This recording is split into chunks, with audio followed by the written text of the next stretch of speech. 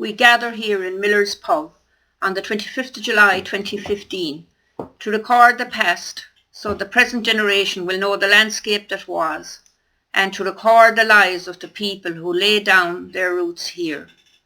We owe it to the future to record the past.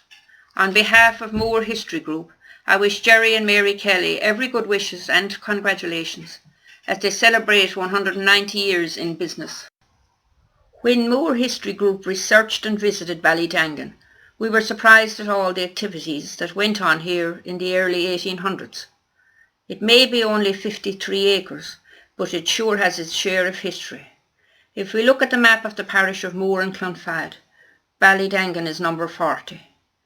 On this historic occasion, we now take a few minutes to look back to where it all began for Millars in 1820 and the paths they have travelled since. In 1821's census, there were 6 families in Ballydangan, but since 1881, there has only been 2 inhabited houses. This is the original home of Mr. Henry St. George, who lived in Ballydangan and was shot outside his brother Sir Richard St. George's house in Mount Equity on the 31st of October 1819. After his death, Mr. Henry St. George's house became vacant, and James Miller leased the premises and established the first pub there in 1825. James Miller and his sister came from Monasterevin, County Kildare, to their first cousin Peter Harris, who was a stonemason working on the building of St. Mary's Protestant Church at Lone and the Protestant Church or the Spire in Ballydangan in 1820. James's sister married Pat Ward from Kilcastle. The next picture is the Protestant Church in Ballydangan, built in 1825 for the parishioners of the Episcopal United Parish of Moore and Drum under the Diocese of Tuam. It had seating for 120 people.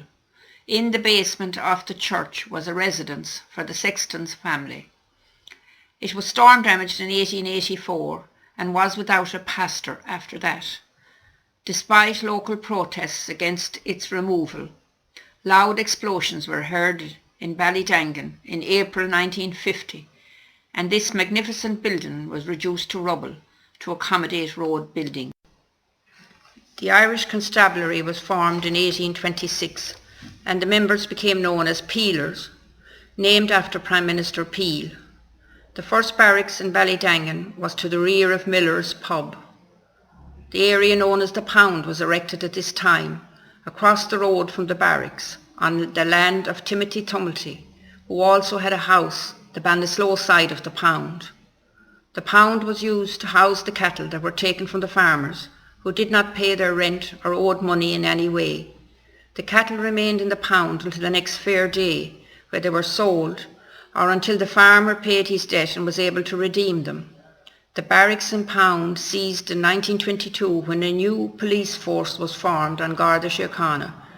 A licence to hold petticoat sessions was granted to James Miller in April 1836 to be held in Ballydangan in the barnery of Moy Carn, and he became the first clerk of the court.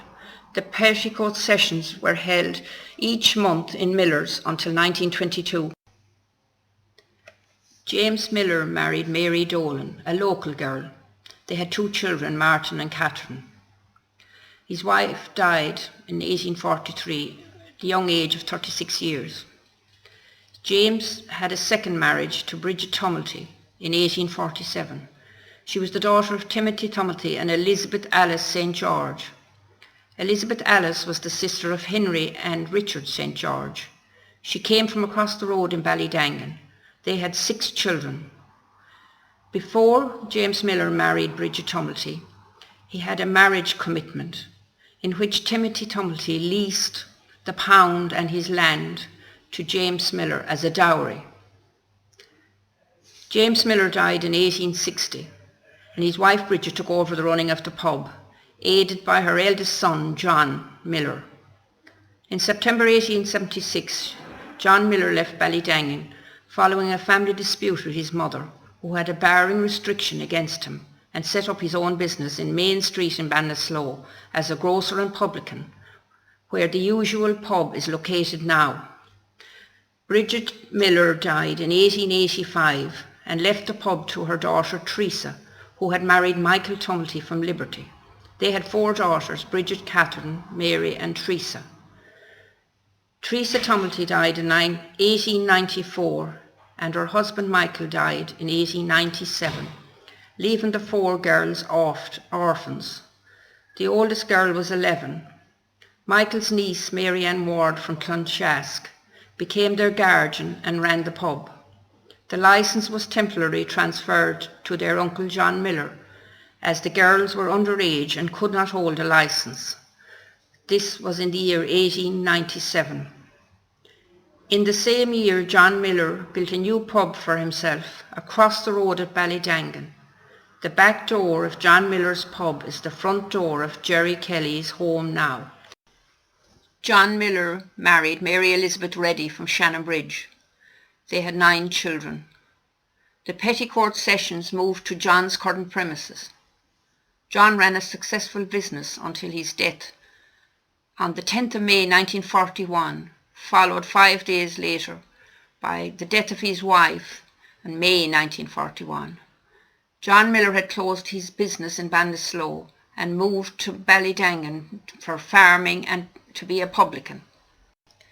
If we look at the 1901 census, we see that there are 2 pubs in Ballydangan. House number 1 is John Miller, publican and farmer. House number 2 is Mary Ann Ward, guardian and publican. So for the next decade, until 1910, there were 2 pubs in Ballydangan, one each side of the main Atlow and Ballinasloe road. The next picture of the double-arched bridge over the river that flows from Cranberry onwards to reach the Shannon at Clonbegan. The river was known locally as Dick's River and was a great place for fishing. The first picture shows John Miller, born in 1850, died in 1941. He was a publican and a farmer. He was a member of Fianna Fáil on Roscommon County Council from 1899 to 1914. The next picture shows John's youngest son, Paddy Miller, born in 1894, died in 1976. He was a publican, shopkeeper and miller. He married Maura Began from Oatfield, Capatigal, and they had 2 sons, Tony and Jerry. Sadly, Maura died in November 1947, aged 46 years, and was interred in Moor South Cemetery.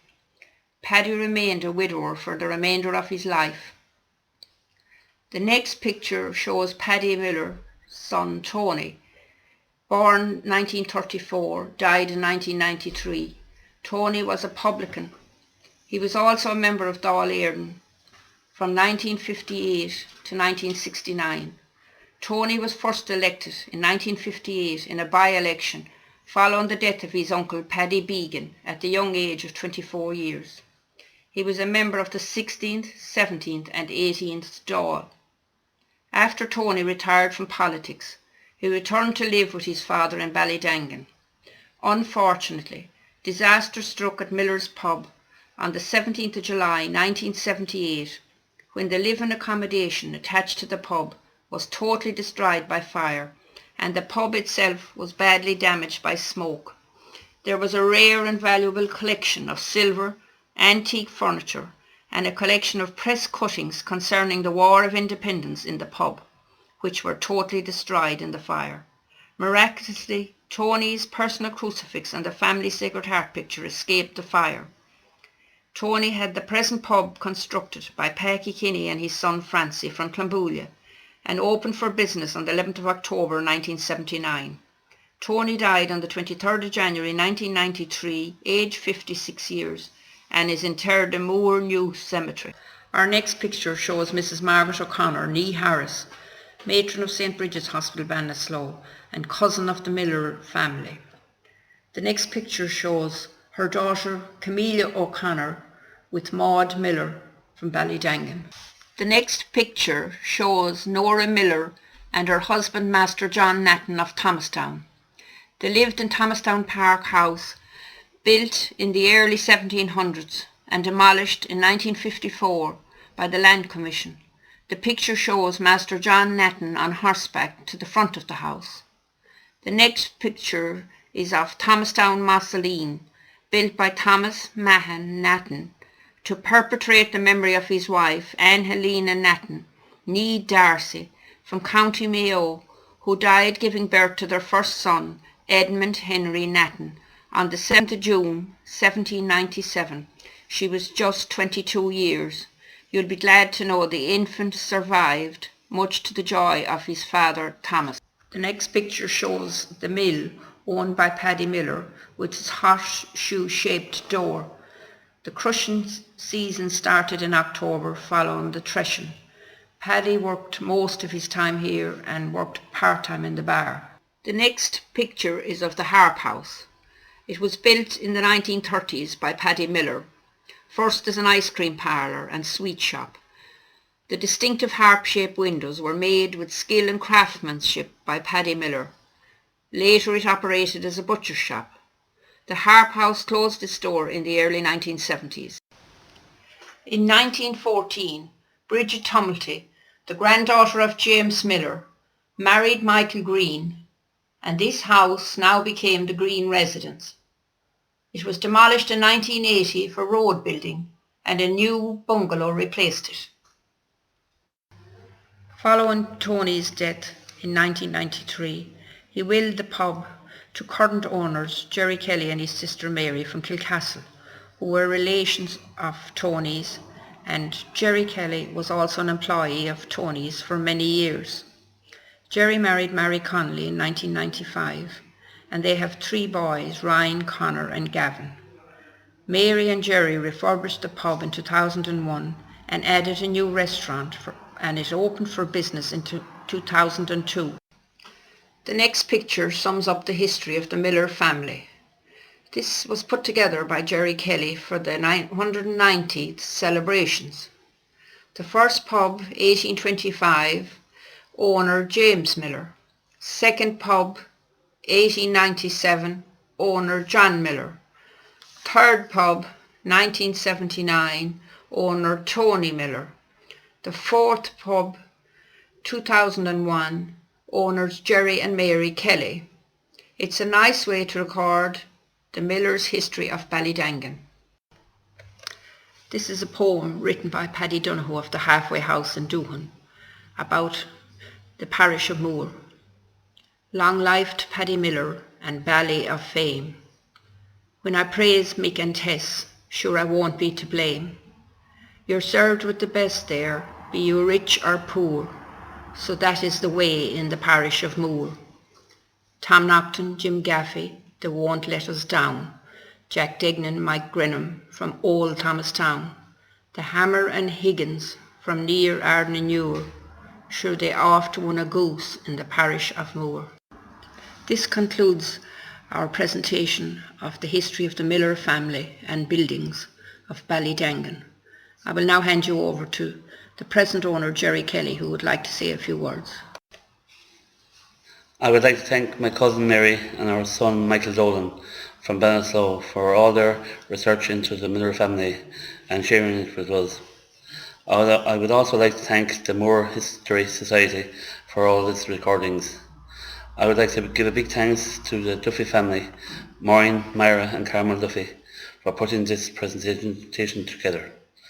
I would like to thank our customers down through the years and look forward to seeing them over the next 200. Thank you. Enjoy the night.